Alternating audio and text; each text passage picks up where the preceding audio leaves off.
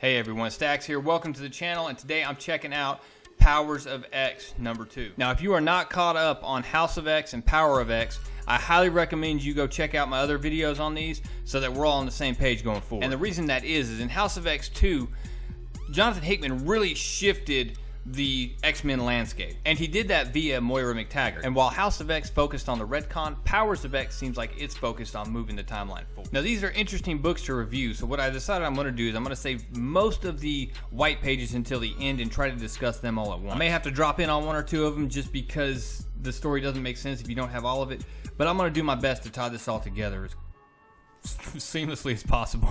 We start X0, so the X-Men Year 1, where Moira MacTaggert and Professor X are arriving at the Bermuda Triangle to visit Magneto. So as Professor X and Moira MacTaggert roll up to Magneto's place, he greets him pretty coldly, saying, "It's easy to become lost in this world, or so some say, but you are beyond superstition, and a man though lost, I know you have never lost your way, so what are you doing here, Charles?" And Charles Xavier approaches this from a different perspective. He simply says, "I'm here for you, old friend." You can hear the pain and a conviction in Magneto's voice as he responds, "I cannot tell you how much it would please me to know that you and I would stand side by side in the coming days. But I've learned hard lessons and no longer believe there's a place in this world for both your dreams and mine, old friend." And a little bit uneasy, Professor X replies, "And what if I told you we were both wrong, that both of our dreams are fleeting and too small for the coming days?" And Magneto can't believe it. It sounds as if Professor Charles Xavier is losing his faith. So he asks the good Dr. MacTaggert to explain to him what ails the good professor today. Well, she explains that she's probably the only person that exists that knows what ails them both, and that she has a truth, but that truth is so profound and life-changing that she wonders if they're even capable of bearing the weight of it. Well, after some coaxing and some convincing, Magneto's trusts Charles Xavier that this isn't some ploy to take over Magneto's mind. He removes his helmet, and Charles Xavier holds Moira MacTaggert's hand and shows all the lives of Moira MacTaggert.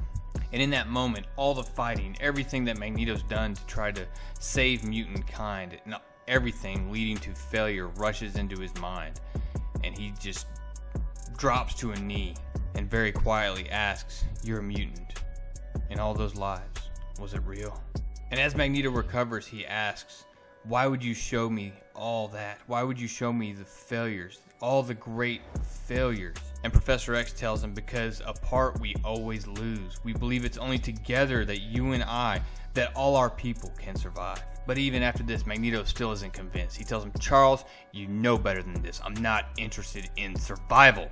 And that's when Moira looks at him and says, "Good, because I'm not either. I believe that the one thing I haven't tried yet, all of mutantdom as one, is the thing that means more than just surviving, but thriving and assuming our rightful place on this earth." And Charles Xavier says, "We have a plan. It's ambitious and long-term. Join us, Eric. Join me." And Magneto considers it, saying, "I won't acquiesce to sympathy or doubt, Charles. I won't give an inch. I will check you at every moment in any sign of weakness. If you falter..." And Charles cuts him off, saying, "I would expect nothing less." And he reaches his hand out, and they shake on it. From there, we jump to X1, so year 10, and we're on Krakoa, and Cyclops is looking forward at a bunch of plans. And what he is explained to him by Magneto is that this is a nightmare. This is what is called the Mother Mold. So what the Mother Mold is a master mold that makes other master molds of the Sentinels. And of course, because that's not complicated enough, it's actually in orbit around the sun. To make it worse, this isn't just plans, this thing already exists, and it's been constructed by a group called Orcas. And what Orcas is described as is a bunch of human scientists who are normally ideologically opposed to one another, but because of the mutant threat, they've come together to try to stop it. And if you look back into House of X number 1, we actually know a lot about Orcas already, including their infrastructure, how much of it is composed of S.H.I.E.L.D., AIM, even Hydra. But then we also know their command structure, and we know that on at least one of the timelines, the Orcas protocol has been initiated. Now, of course, the idea of a master mold that makes master molds is a bad idea, or a bad concept, and something that X-Men obviously have to stop, but that's not the worst of it. They believe that this is when Nimrod becomes operational. Now, because of that, both Magneto and Professor X agree that this has to be stopped. Now, Magneto wants to start being a big negative Nelly, talking about, remember, this is a frontal assault on an orbital station tens of millions of miles away from a secret organization whose sole purpose is the extinction of mutants. How can this even be done? And Scott Summers, or this is just Cyclops, I don't even know if I can call him Scott Summers because of this timeline, looks at him and says, does it need doing? And Professor X just says yes. And like a boss, Cyclops just says, then it will be done.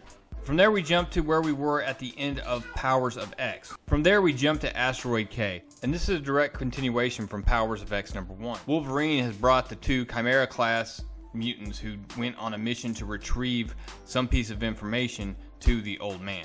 And he explains that, look, they were successful, but they lost two of their friends on the way. One of them, by the name of Percival, was very important because she had blackout abilities that allowed them to get in and out of the city undetected. But as the old man asked for it, you see his hand and you realize it's Apocalypse. And he leaves no doubt in these two minds that this information was worth it. He says, give me your eyes, children. For this, I would have sacrificed all of you. It means that much. And what we found out that they found was an index. So why is that important? The reason that's important is because these machines, everything they store is data. So there's massive amounts of data to the point where it's like looking for a piece of sand on the beach. So with an index, you can determine where that file is that you need, or where that piece of sand that you need is. And with the index, that's what they find. They find the node that has that information that they need to steal. Well, Wolverine, being his always cheery self, points out the fact that they just lost their ability to sneak in and out of the city undetected. Basically, it's a suicide mission, and Zorn has never heard a better proposition in his life. He's fired up about it, pun intended. And that's when Apocalypse starts talking. He says that he now knows that he was never going to stop the machines, the technology, the future. It's unavoidable. The question I have is, why is it always aimed at us, mutants, to test us, to see if we are fit to survive? We will go and we will take what we need and we will return. This is a promise whose guarantee is assured, for I will lead you. From there, we have to go to a white page, and because this is Hickman going possibly way off the rails. Some are going to love it and some are going to hate it. There's more story ahead, so just bear with me on this, but I have to explain this so that the story forward makes sense. Basically, in the year like 3100, so we're 1,000 years out now. This is the X10, I guess, and Nimbus was a planet on a different orbit than the rest of the solar system. Anyways, it extends further out into the galaxy. So what they did, this X10 generation with the librarian and all this, what they did is they collected 100 of the greatest post-human scientists, scholars, and artists in their generations, and they all submitted a copying, integration, and they just integrated their minds into a single hive mind thinking machine called Nimbus. So what this thing did is, upon landing on this planet, it took the iron and nickel from the core and it used it to build memory farms and logic crystals, and from there it basically, after 10 years, became a world mind. Some key things here. Post-human is a very interesting term, and I'll try to understand and explain this world mind thing a little bit more later. So anyways, like I said earlier, we're back to X3, the X-Men year 1000, and the librarian is talking to Nimrod and asks him, did it work? Nimrod explains that normally civilizations of maturity only attract universal predators, but now that we've created a world mind in Nimbus, we've shown the universe what we're capable of. And Nimrod asks the question back, so librarian, did it work? I think we're about to find out. And with that, you have the arrival of the Phalanx. As the librarian stands before the Phalanx, as it materializes in front of him or her, I'm not sure, the Phalanx informs him that we ate your world mind. Your world mind fought for its sovereignty but lost. But we saw the God behind it. We have heard your message, now hear ours. What do you seek? And the library looks up and says, Ascension. Now, of course, all this terminology is explained in the white pages, because why wouldn't it be, right? So the best way I can explain this is that a world mind is a planet that has been converted into a singular intelligence. A Phalanx is like the next level up. It's a galaxy that has become a shared intelligence. So what the librarian is, and his group is proving by creating a world mind is that they are worthy of being assimilated into the Phalanx. And that's basically what it says when it talks about the Phalanx, is that in a Phalanx, it encounters a society that is, if it's worthy of consuming by adding it to its intelligence, then ascension occurs. And that's exactly what the mutants are asking for. I assume that's the mutants. So I'm just going to come out and say it, that once you get into the upper level, this Technarch, World Mind, Phalanx talk, it gets pretty confusing. It's very high level concept stuff. Some would argue it's typical Hickman stuff. Now, don't get me wrong, I'm still excited about the book. I'm still excited to see where this is going, but you gotta go over these pages a couple times. You read it the first time, walking through it, and then you have to go back and reread it again with the understanding that you just got from reading all these white pages, because things back in the book mean different things. For instance, you can go back and look at House of X1 now, where it talks about Orcas. It talks about the implementation of the Orcas protocols and different things. All that means something now, that you know they're building the mother mold, and that Cyclops is about to be on a mission to take that thing out. I'm pretty excited about seeing that. I'm also excited about seeing Apocalypse lead a team with Wolverine and Zorn and Black Tom Cassidy. Once again, I thought the art in this book was good. There's nothing distracting about it. Everything is very crisp.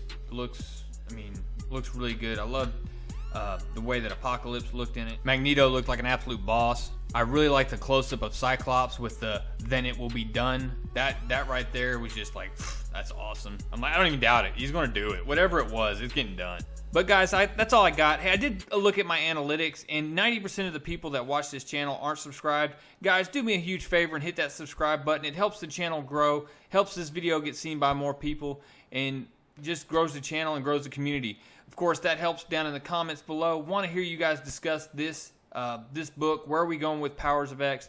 Where are we going with this whole X-Men line after this? Where is the X-Men story going forward? Guys, looking forward to your comments. Appreciate it. Stacks out.